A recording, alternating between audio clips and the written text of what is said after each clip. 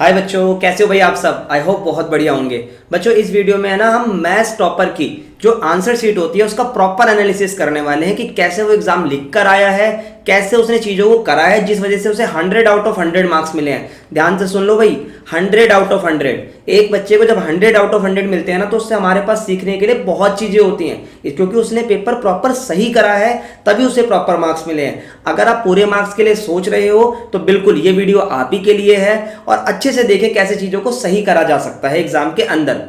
और साथ ही मैं आपको यह भी बताऊंगा कि किन मिस्टेक्स को आप नहीं करें ताकि एग्जाम में आपको मार्क्स सही मिले, और मिनिमम पॉइंट्स भी मैं आपको बताऊंगा जो आप एग्जाम करते समय ध्यान रख सकते हो। तो चलिए शुरू करते हैं टॉपर की शीट का एंड प्रॉपर एनालिसिस। ठीक है भाई, चलिए शुरू करते हैं। जो अगर आप यहाँ देखोगे तो मैंने कुछ पॉइंट्स लिखे हैं आपके लिए जो कि एग्जाम को करते वक्त आपके दिमाग में रहने चाहिए। सबसे पहला पॉइंट आपको दिखाई दे रहा होगा, नीट एंड क्लियर राइटिंग। तो बच्चों नीट एंड क्लियर राइटिंग क्या होती है इसको आपको पता ही है कि आप जितना ज़्यादा साफ लिखोगे उतना बेहतर है। बट बच्चे कहते हैं सर मैथ का एग्जाम में राइटिंग मैटर करती है क्या? भाई थोड़ी बहुत तो करती है, बहुत ज़्यादा तो नहीं करती। अगर आपका आंसर एक्यूरेट है और आपकी चीज़ें अच्छे से विजिबल है तो भी आपको मार्क्स मिलेगा। बट राइटिंग बहुत सुंदर भी ना हो तो बहुत बेकार भी ना हो, एटलीस्ट जो आप लिख रहे हो वो समझ में आए, उसकी ज़रूरत है। अच्छा, इन सब चीज़ों को डिस्कस करेंगे हम शीट के अंदर। उसके बाद नीट कटिंग, मान लो आप वैल्यू मतलब कोई चीज़ आपकी गलत हो गई तो उसको कैसे काटना है वो भी मैं आपको समझाऊंगा। लिख कर कैसे आप चीज़ों को सही कर सकते हो, और proper space for rough work ये चीज़ भी डिस्कस करने वाले हैं हम। और सेक्शन वाइज पेपर अटैम्प्ट, ये सबसे इंपॉर्टेंट बात होती है जब कोई टॉपर अपनी शीट को लिखता है। बच्चों देखो मैं आपको चीज़ें समझाता हूँ। जैसे ये टॉपर की शीट है ना भाई, आपको दिखाई दे रही होगी। ये 2018 की शीट है जिसमें टॉपर ने अपना एग्ज़ाम करा था। और 2018 के अंदर अब बच्चे बोलेंगे सर बीच की शीट क्यों नहीं उठाई? बेटा बीच में जो पैटर्न था वो 40 मार्क्स का हो गया, तो 40 मार्क्स वाले में आपको इतनी क्लियरेंस नहीं मिलेगी एग्जाम के अंदर कि कैसे उसने पेपर करा है, क्योंकि आपका एग्जाम जो है वो 40 मार्क्स से अब 80 मार्क्स में वापस आ गया है ना। तो चीज़ें थोड़ी बदलती हुई आई हैं, बट इससे आप एनालिसिस कर सकते हो कि मेरे एग्जाम में क्वेश्चन मुझे कैसे अटैम्प्ट करना है। अब देखो भाई, ये 2018 का टॉपर है, इसके पूरे 100 आउट ऑफ 100 मार्क्स आए थे। तो कैसे इसे टीचर ने मार्क्स दिए हैं और कैसे इसने प्रेजेंट करा है वो चीज़ समझो। सबसे पहले इसकी राइटिंग देखो क्लियर है, इतनी कोई वो नहीं, सारी चीज़ अच्छे से लिखी है इसने। सबसे इंपॉर्टेंट स्टेप जो है ना यहाँ पे कटिंग का, बच्चा बोलता है, हर बच्चे का ना डाउट होता है सर मैथ में ना गलती हो जाती है, कटिंग बहुत हो जाती है। देखो इसकी भी तो कटिंग हुई है पर इसके मार्क्स नहीं काटता टीचर कभी, पर वो कटिंग सही होनी चाहिए। ये नहीं कि आप डबल राइटिंग कर रहे हो। देखो जैसे कि यहाँ पे अगर इसको लग रहा है गलत हो गया तो सीधा या तो आप ऐसे बॉक्स बना के हटा दो इसे, मतलब पूरा का पूरा काट दो, बस एक बार हो गया। ये नहीं कि आप इसमें लगे पड़े हो ऐसे ऐसे करना, बच्चे करते हैं ना, ये सब नहीं करना। एक सिंपल कटिंग करनी है और वो चीज़ हट जाए, और दूसरा उसको फिर आप आगे लेकर जाओ। देखो जैसे कि इसने यहाँ काट दिया, उसके बाद एक क्रॉस मार दिया, बस खत्म। उसको पूरा लाल नीला नहीं कर देना, जैसे बच्चे लाल नीला कर देते हैं ना, इसे ऐसे नहीं करना बच्चों, वो गड़बड़ हो जाती है। तो उससे क्या होता है ना कि टीचर पे गलत इंप्रेशन चला जाता है। ठीक है, आई होप ये बात आपको समझ में आई होगी, कटिंग कैसे करनी है, राइटिंग कैसे रखनी है। अब इसकी शीट को भी प्रॉपर एनालिसिस करेंगे, बिल्कुल बेफिक्र रहो, पूरी शीट देखेंगे बट बेसिक पॉइंट समझ लेते हैं। अच्छा, इसके बाद क्या होता है भाई, ये भी एक क्वेश्चन है, अभी सब डिस्कस करेंगे। बच्चे को ना सेक्शन ए टू ई जाना है, इस साल के बच्चों की मैं बात कर रहा हूँ। तो ए टू सेक्शन ई जाओ या ई टू सेक्शन ए आओ, बट जो भी सेक्शन आप करो उसको प्रॉपर लिखो। और एक सेक्शन के क्वेश्चन ना एक ही तरफ हो तो बहुत अच्छा रहता है। अगर नहीं पॉसिबल हो पा रहा है वो एक सेकेंडरी थिंग है, बट अगर आप सेक्शन वाइज जाते हो तो एग्जाम में काफ़ी एक अच्छा इंप्रेशन पड़ता है, जिससे कि चीज़ें अच्छी हो जाती हैं। अब जैसे सेक्शन ए में मान लो आपके पास 20 क्वेश्चन है, तो सेक्शन ए लिखकर प्रॉपर 20 क्वेश्चन करो, 1 2 3, है ना। और बच्चे बोलते हैं एमसीक्यू क्वेश्चन के डायरेक्ट आंसर लिख दें। अगर आपको डायरेक्ट आंसर पता है तो डायरेक्ट लिखो, सॉल्व करने की जरूरत पड़ रही है तो सॉल्व भी कर लो, नो प्रॉब्लम। बट याद रहे अगर हम सारे सेक्शन के क्वेश्चंस एक साथ लिखते हैं तो सही रहता है। मतलब सेक्शन ए के सारे अटैम्प्ट हो गए, जैसे ही सेक्शन खत्म हो जाए 2 से 3 लाइन वहाँ छोड़ दो आप, उसके बाद आप आ जाओ सेक्शन बी की तरफ, फिर सेक्शन सी डी और फिर लास्ट में आपका ई। प्रॉपर चीज़ें अगर आप लिखोगे तो आपको एग्जाम में मार्क्स मिलेंगे ही मिलेंगे। अच्छा, ये बात आपके समझ में आ गई होगी। दूसरी सबसे ज़रूरी चीज़ क्या होती है कि भाई आप लोगों को ज़रूरी नहीं है कि ए टू ई ही जाना है। कुछ बच्चे बोलते हैं सर मैं चाहता हूँ ना ज़्यादा मार्क्स के क्वेश्चन अटैम्प्ट पहले करूँ, तो बेटा आप ई टू ए भी आ सकते हो, नो प्रॉब्लम। क्योंकि कुछ को लगता है ना वो एग्ज़ाम छूट ना जाए, इस वजह से आप ई टू ए भी आ सकते हो। बट अगर आप सेक्शन वाइज जाओगे तो बेहतर रहता है, ये मेरी सजेशन रहती है। नहीं जा पाओगे वो एक अलग बात है, बट जाओ तो आपके लिए बेहतर रहेगा।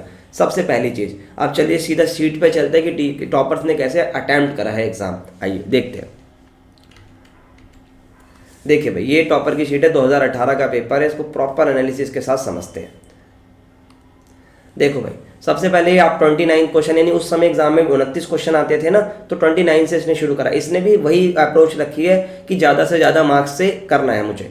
अच्छा, आपकी पहली शीट जो होती है, पहली शीट जो फर्स्ट शीट होती है आपकी, उसको आप अपना डेटा भरते हो, नेम वगैरह जो भी लिखना होता है उसके अंदर, आपको नेम रोल नंबर जो भी लिखते हो आप। उसके बाद पीछे वाले, जस्ट उसके पीछे वाली शीट पे कुछ नहीं लिखना, वो ब्लैंक छोड़ो, सीधा इस थर्ड वाले पेज से शुरू करो। देखो आप यहाँ देख सकते हो थर्ड पेज है, तो यहाँ से आपको शुरू करना है। ठीक है भाई, ओके। उसके बाद अगर आप देखोगे तो यहाँ पे इसने पहले मेंशन करा एक्स एंड वाई क्या है ना, ये पूरा डिटेल दिया है इसने। और टीचर ने भी देखो कैसे मार्क्स दिए हैं। क्वेश्चन में फुल 6 मार्क्स मिले हैं, तो स्टेप बाय स्टेप मार्क्स दिए हैं कि इतने स्टेप के 1 मार्क्स हो गया, फिर कंस्ट्रेंट बनाने के 2 मार्क्स हो गए। फिर जैसे ही ग्राफ की तरफ जाएगा, देखो यहाँ पर जो मैंने अभी आपको शीट में दिखाया था वही चीज़ यहाँ चल रही है। अब ग्राफ के अंदर जब आप आए तो ये देखो अभी ग्राफ इसके आगे आएगा, इसका वो इसने क्या करा होगा, अटैच करा होगा। ग्राफ अटैच करते हैं ना, तो वो इसमें नहीं होगा, बट कोई बात नहीं। जैसे पेज नंबर 4 है, तो ग्राफ क्या होता है कि वो साइड में पिन हो जाता है। कभी कभार शीट्स के साथ ऑलरेडी अटैच आता है और कई बार आपका अलग भी आता है। अच्छा, ये बात ध्यान रखना, जब आपकी वो शीट्स आती है या 48 पेजेस या जितने भी पेजेस की आती है, उसके आप कभी कभार चेंज भी कर देते हैं। तो अगर मान लो 48 पेजेस की सीट आ रही है, जितने भी पेज की आ रही है, अगर ग्राफ आपको टीचर अलग से देने वाला है, तो आप जहाँ पर भी क्वेश्चन करोगे ग्राफ का, वहाँ पे पिन कर दोगे उसे, नो प्रॉब्लम, टैग कर देते हो ना।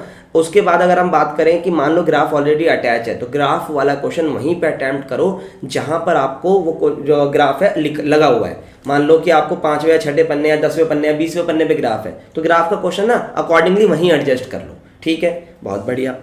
अब देखो जैसे ये 3D का क्वेश्चन है, इसने देखो कितना नीट एंड क्लीन लिखा है। इन्हें किसकी चीज़ का ध्यान रखा है, देखो कटिंग जो करी वो मैंने आपको दिखाई कैसे करी। ये सेक्शन वाइज आ रहा है और उल्टे से पेपर आ रहा है, नो प्रॉब्लम। ये सेक्शन D to A आ रहा है, हमारे में E सेक्शन तक है तो हम E to A आएंगे, तो कोई प्रॉब्लम नहीं है। बट आपको जो यहाँ पर इंपॉर्टेंट फैक्ट है वो क्या ध्यान रखना है कि आपको या तो A to E आओ या E to A आओ, जो आपको बेटर लगे। मैक्सिमम लोग सजेशन ये करते हैं कि भाई E to A आओ, मतलब लास्ट से स्टार्टिंग में आओ। उससे क्या होता है कि मैक्सिमम बड़े मार्क्स के क्वेश्चन पहले हो चुके होते हैं। बाकी अगर आप मेरी बाकी वीडियोस भी देख रहे हैं तो उसमें मैंने प्रॉपर एनालिसिस करके बताया है कि आपको एग्जाम को 2.5 घंटे में कैसे खत्म करना है या 3 घंटे के अंदर आपको प्रॉपर कैसे पेपर करना है। वो चीज़ मैंने आपको उस वीडियो में मेंशन करी है। इस वीडियो में प्रॉपर टॉपर कैसे कर रहा है वो देखते हैं। तो भाई ये देखो फुल फ्लैश क्वेश्चन बिल्कुल साफ तरीके से लिखा है इसने।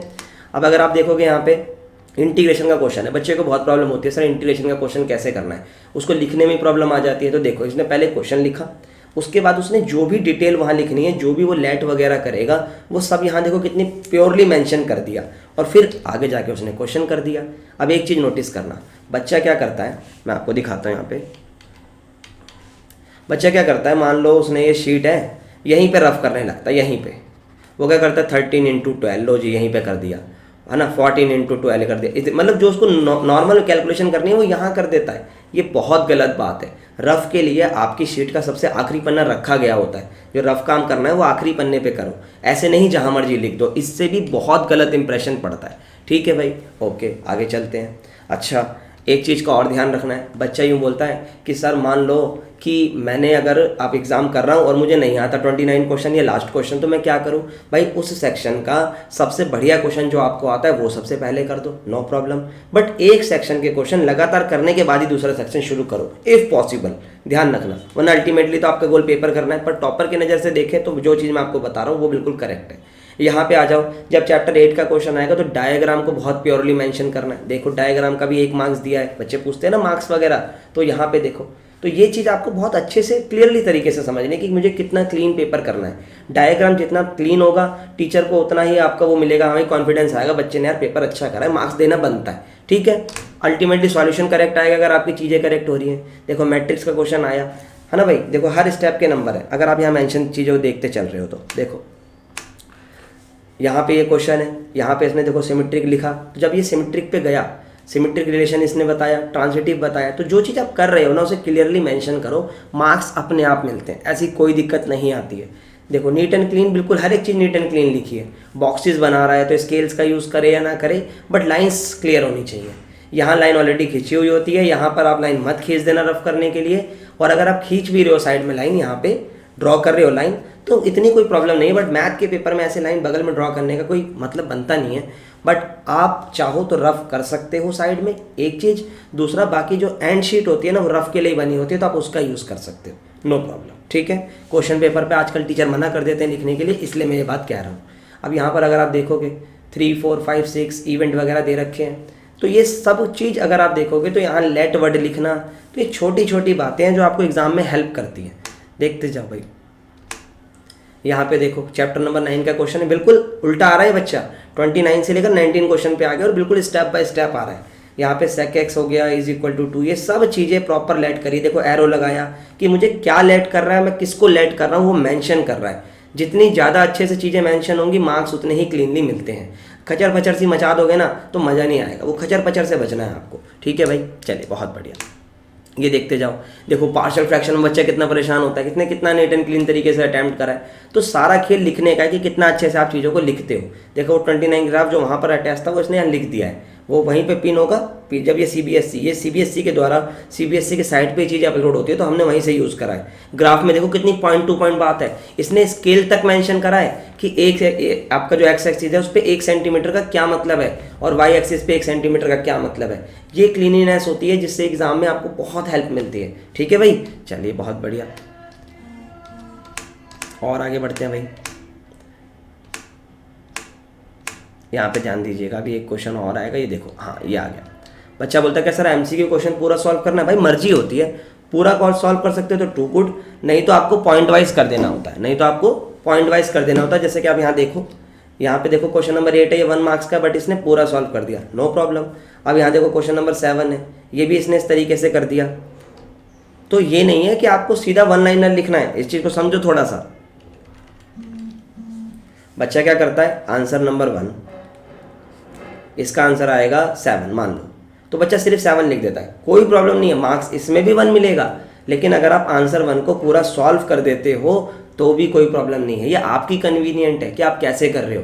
तो आई होप आपको टॉपर का ये समझ में आया होगा कि टॉपर कैसे इन चीज़ों को करता है एग्जाम के अंदर।